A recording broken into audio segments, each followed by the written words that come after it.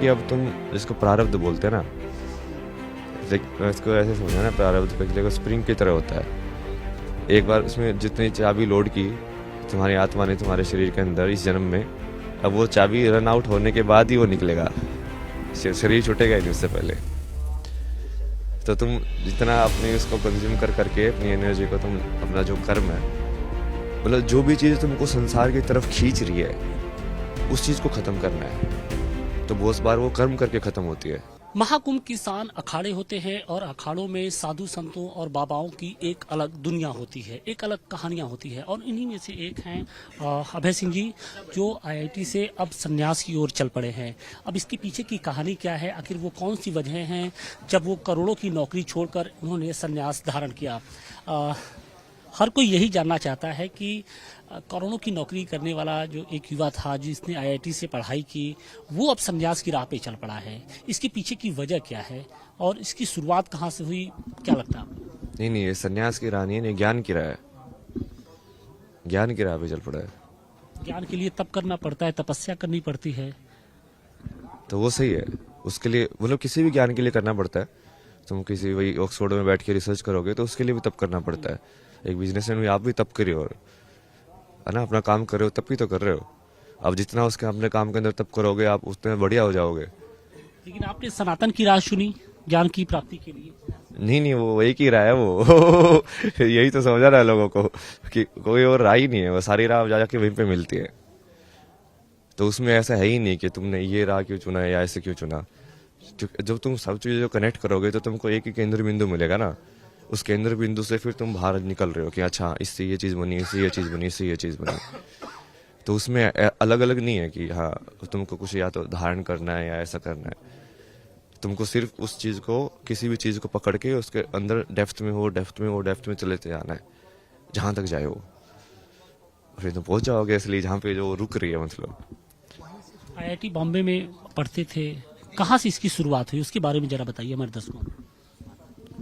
मतलब शुरुआत वैसे तो देखो तो आईआईटी बॉम्बे में भी मैं फिलोसफी वगैरह की कोशिश लिए, फिलोसफी ऑफ लाइफ, एपिस्टेमोलॉजी, ये सब पढ़ने के लिए, क्योंकि वो मीनिंग ऑफ लाइफ समझने के लिए ना, कि लाइफ का मतलब क्या है, ताकि मैं समझूं कि मुझे करना क्या है मैं तो लोगों को यही समझाता हूँ कि तुमको जब गेम ही समझ में नहीं आया पूरा क्या है तो तुम खेल क्या रहे हो। उस गेम को तो समझोगे ना, ये गेम क्या है, तभी तो खेलोगे। बट बहुत सारे लोग बिना गेम को समझ के खेल रहे हैं, वो उस हिसाब से खेल रहे हैं जो उनको बताया गया है कि गेम क्या है। जो आपकी सराउंडिंग्स ने, आपके टीचर्स ने, अपने माँ बाप ने जो बता दिया कि देखो ये है खेल, जो आपको इन्फॉर्मेशन दी ना, जैसे इतिहास का भी वैसे होता है कि ये हुआ था, किसी ने बताया कि ये हुआ था, अब उसको भी कैसे पता कि ये हुआ था। तो हमारी जो नॉलेज है वो कहीं ना कहीं सारी एक्वायर्ड नॉलेज है, बाहर से जो आई हुई है। और उसमें तुम जब उसको परे जाते हो कि हाँ चाहिए तो ठीक है, इस दुनिया ने मुझे बताया है, असली सच क्या है। तो सच्चाई की खोज में आप निकले हैं, आपको लगता है कि वो सारी चीजें अभी आपको उसकी ज्ञान की प्राप्ति करनी है जो आपके अंदर जानने की कोशिश कर रहे हैं आप। नहीं, वो समझ तो लिया ही ना, जैसे महादेव तो साथ में ही रहते हैं।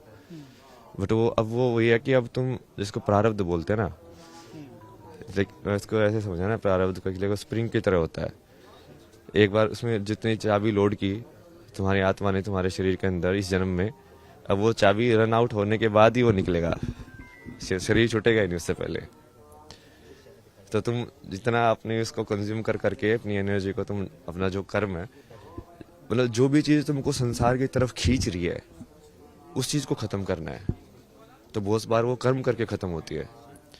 एक बतौर युवा अब बहुत आसान नहीं होता है कि आईआईटी बॉम्बे फिर कनाडा में, जैसा कि आप बता रहे हैं कि एक अच्छे खासे मोटे पैकेज पे आप काम करते थे, एक लग्जरियस लाइफ आपकी होगी, आपके दोस्तों की होगी, आपके परिवार की होगी, ये सब कुछ छोड़ के फिर इस राह पे जब आप निकले हैं तो कभी किसी ने टोका या फिर परिवार के लोगों ने मना किया कि हमने आपको इतनी मेहनत से आपको पढ़ाया लिखाया और अब आप बाबा बनने चल दिए हैं?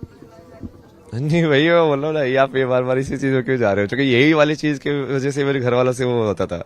वो यही बोलते थे, जैसे मैं घर में बैठ के ध्यान करता था, तू तो बाबा बन जाएगा, किसी उसमें बैठ जाएगा।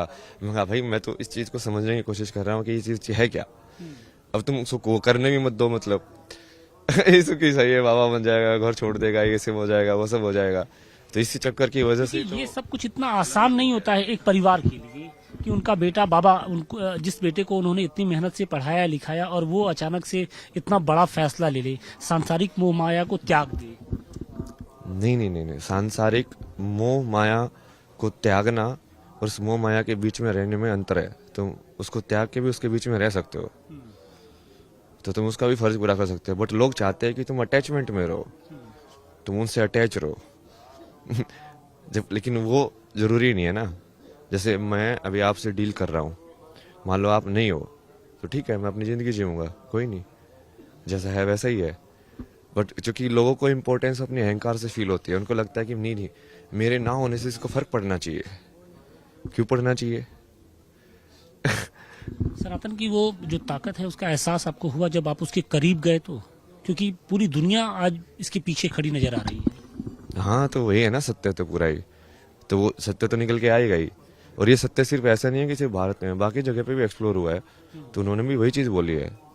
जिस भी इंसान ने इस चीज को जानने की कोशिश की है, वो बिल्कुल उसके परत दर परत अंदर गया है, वो उसी चीज को पाया, तो अलग अलग तरीके से। अच्छा, आप महाकुंभ में आए हैं, यहाँ की व्यवस्थाएं, यहाँ की वातावरण देख के क्या कहेंगे? योगी जी ने जो कोशिशें की हैं, क्या लगता है कि वो जमीनी स्तर पे वो आपको कुछ नजर भी आ रहा है? नहीं, नजर तो आ रहा है।